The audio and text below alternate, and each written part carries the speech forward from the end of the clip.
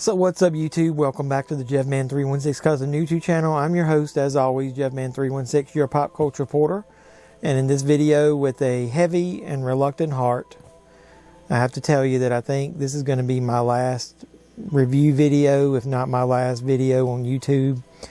Things just aren't hitting on all cylinders. I'm not getting as much support as I was hoping, and I'm just not sure I can put as much effort into this, and I just don't know what to do.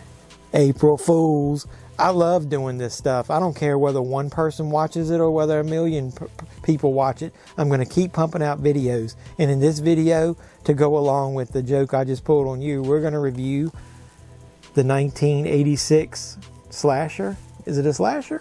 Slasher movie, April Fool's Day. This is the Scream Factory version that I just watched. I'll show you a little bit about this as I'm describing the movie, but yeah, I want to review this movie for the holiday. Is it a holiday? I don't know. I seem awful confused, don't I? Maybe I should stop doing videos.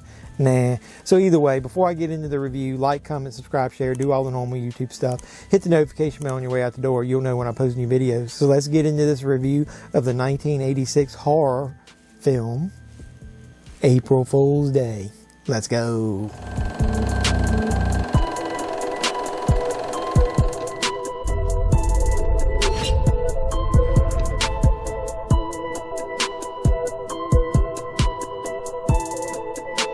So like I said, I'm going to do my little review, and let's do it. This is going to be a Quickies review. I'm going to keep this video, the review part of it, under 5 minutes, so we can, I'll include this in my Quickie series.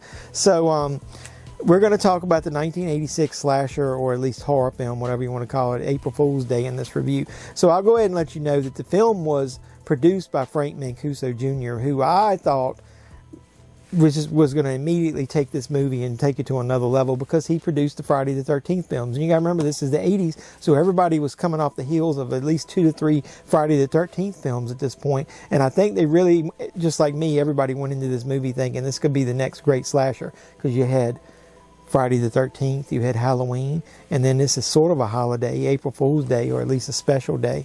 And so it could be a really cool concept, right? Not exactly. So I'll go ahead and tell you the mainstays in the cast that I remember today. I'm not going to go over the full list, but the main people that I remember from the cast was obviously the main character, Deborah Foreman, and then you obviously have Amy Steele from Friday the 13th fame, and you got Tom Wilson. Yeah, well, nothing much. Not Tom Willis, Tom Wilson. Think about it. Hello? Anybody home? Hey, think with fly, think.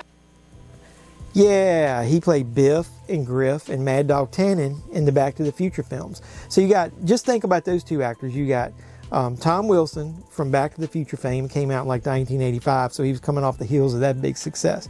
Then you got Amy Steele, who's coming off the success of being the final girl, who she's not the best final girl, she may be one of my top final girls of the Friday the 13th series at the end of Friday the 13th Part 2. And that movie ended with a bang.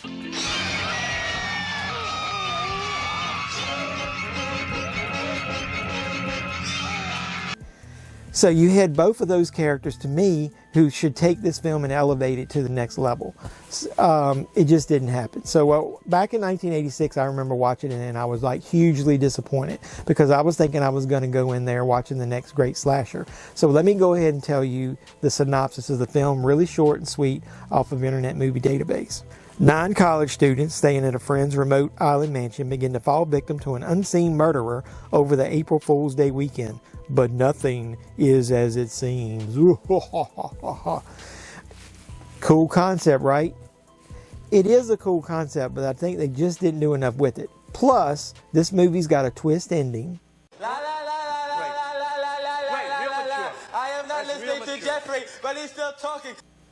I'm not going to give it away. This is non-spoiler. I really would like people to go back, watch this, give me their take on it, because like I said, I think at the time my expectations were super high and I got very disappointed. So I went into this, the Shout Factory collector's edition of April Fool's Day, hoping that I would be taking a different angle on it, a different approach, a different mindset, maybe, hey, it's late, I'm later in life, maybe I'll like it a little more.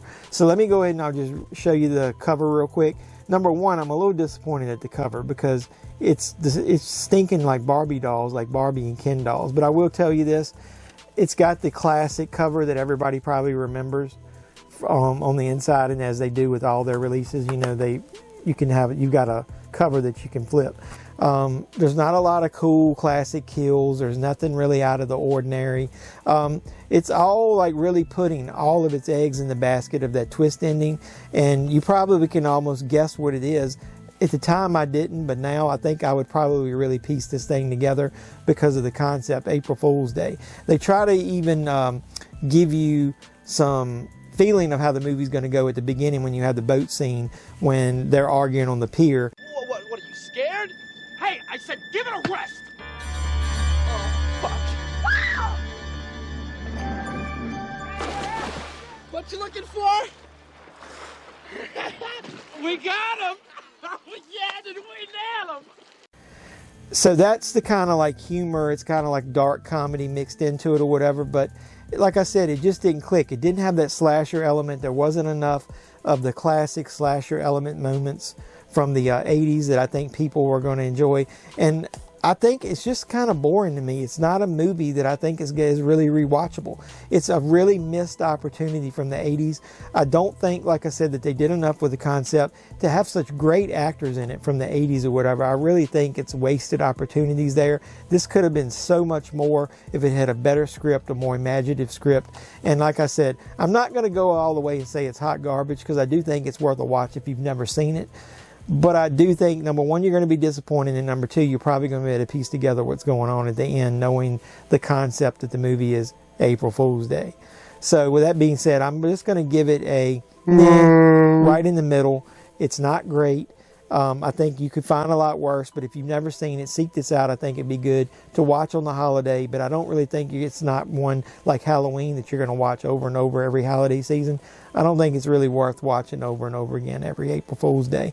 And I'm not sure if this is available on streaming or whatever, but you might have a hard time finding the Shout Factory Blu-ray out on the market today because it's gotten quite pricey. So either way, this is part of my Quickie series, so I'm going to wrap it up. I didn't want to get too long-winded in here.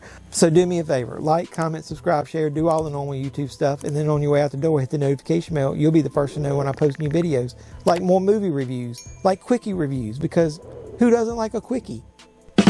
Come on now. I had to throw that in there. That's a pretty good damn line. Give me a little bit of credit. But until next time, boys and girls, this is JevMan316, your pop culture reporter, signing out saying you guys be safe out there.